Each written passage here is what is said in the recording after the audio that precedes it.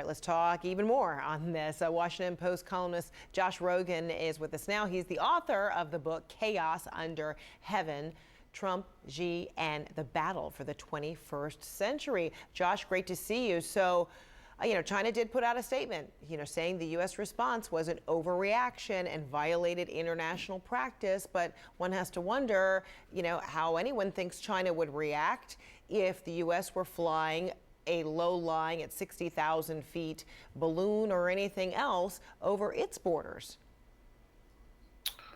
Right, and of course we are flying spy equipment over China all the time, and they're flying spy equipment over our country all the time. And really, if we're being honest, the only reason this has become an international scandal is because you could see it, because people on the ground were like, hey, by there the it is. naked eye. It's one thing when you can't see this stuff and you know that you're being spied upon, but this one is so we know plain this view. has happened, even the balloons. Right. Exactly. So we kind of have to check ourselves a little bit and realize that the reason this has become a scandal, one, is because people on the ground were like, oh my God, there it is. And two, because it happened the day before Secretary Blinken was about to go to Beijing, which means that either the Chinese didn't know what their spy balloons were doing, or, which is more likely, according to officials I talked to, the case, that they did it on purpose, that they thought the Biden administration wanted a reset so bad that they would just have to eat it and they could do a provocation and get away with it in this moment. And they were wrong. They miscalculated. They didn't realize a core thing about American politics, which is that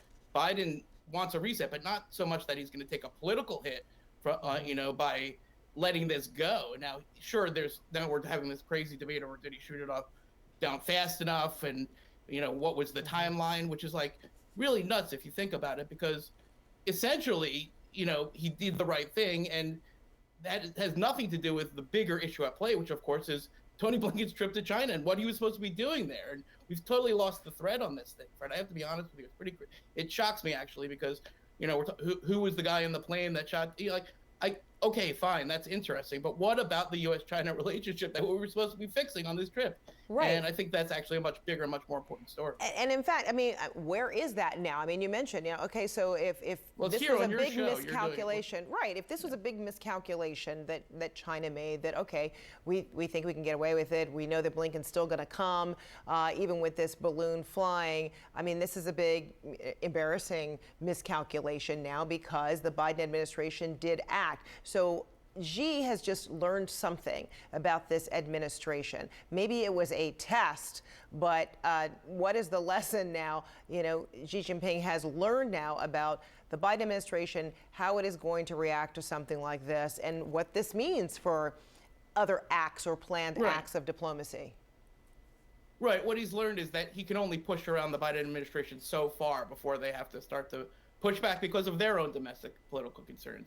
If you think about it, when Nancy Pelosi went to China, they saw that as a provocation, and they were kind of forced into a reaction because of their domestic situation. And when that comes back to us, we're both sides are sort of constrained by what's possible inside of our own systems, inside of our own governments and our own societies. So the takeaway for both the U.S. and China, I think, should be, if they step back for a minute and just think about it, that we have to get the relationship to a place where a little thing like this, and in the grand scheme of things, it is a little thing, doesn't blow up the whole relationship. And I happen to be one of those people who believes that the onus to do most of that work is actually on the Chinese side, because the Chinese government is the one that's being aggressive militarily, expanding all over the South China Sea, committing a genocide, menacing Taiwan, cracking down in Hong Kong. And the only thing that we're doing is not saying that that's okay, and we're just going to stand back and watch that happen. So we have big structural problems in the U.S.-China relationship. None of them have to do with the balloon, okay?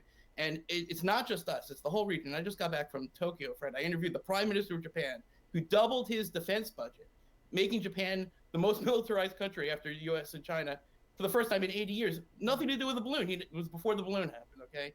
So, I'm interested in the what was written on the side of the plane that shot down the balloon. Fine, tell me that. But then at some point, we should talk about how we avoid going into conflict between the world's two superpowers. And again, I think, if you're asking my opinion, and I think you are, that we have to do more to show the Chinese that we care about the U.S.-China relationship, not only when the balloon falls. Well put. Josh Rogin, great to see you. Thank you so much.